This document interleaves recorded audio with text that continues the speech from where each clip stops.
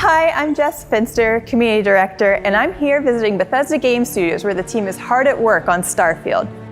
I just want to say how grateful we all are for all of the feedback, support, and questions that you have been sharing with us on Reddit, Discord, Twitter. So we wanted to take a moment to answer some of those questions in our new series. So let's get started.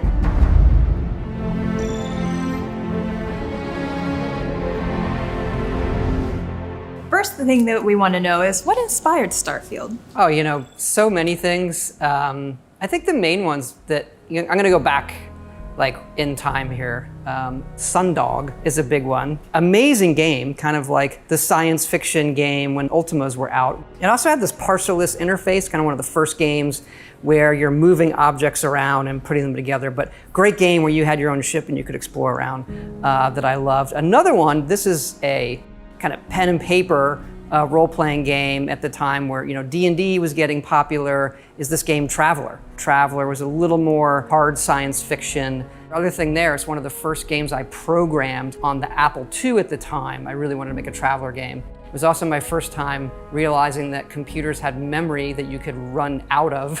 I can already see the comments, people saying, you've been running computers out of memory for 40 years now, but that's an easy comment, everybody. You can do better. But those are the big ones, hearkening back to those old role-playing games that we loved, and hey, can we pull off something like this with today's computers and consoles, et cetera.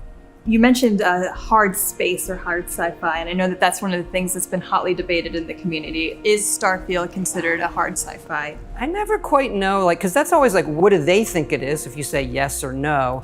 I think it is more hard to us, hard science fiction, where you can draw that line from, okay, here's how man explored space, and you can even look at our ships and say, all right, that has some visual identity back to that. But it's a trap question because it's a video game, right? Like a hard science fiction video game would be you die in space cold. And a good example, we were really into fuel and how the gravity drive works, and I'm reading papers on quantum physics and bending space in front of you. You don't actually warp, you bend the space, you bring the space towards you.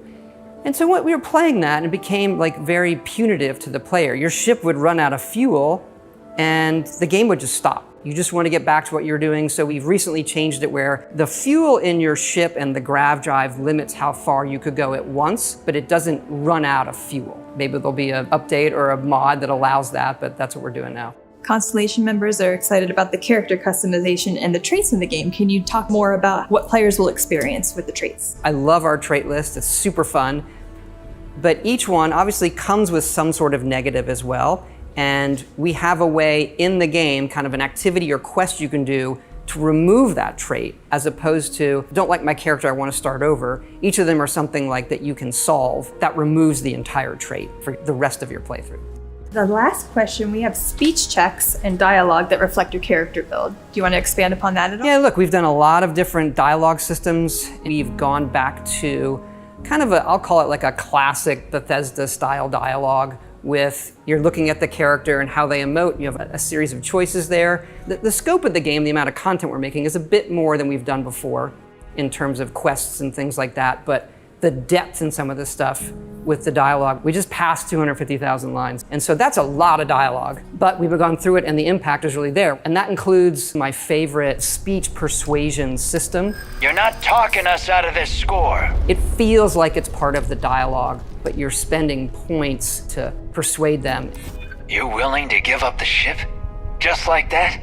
It feels natural, not like I've entered some other mode where I'm not doing regular dialogue. It's just I'm in this mode of persuading you to get what I want. Having a way with words might prove useful. That's it. That's all the questions that I had for today. Yeah, this has been great. Everybody out there, keep it coming. We do really read it all. And also we look forward to showing you more of the game in the future as well. Thanks everyone for tuning in. That's all we have for today. But don't forget, you can submit your questions at the hashtag below. See you later.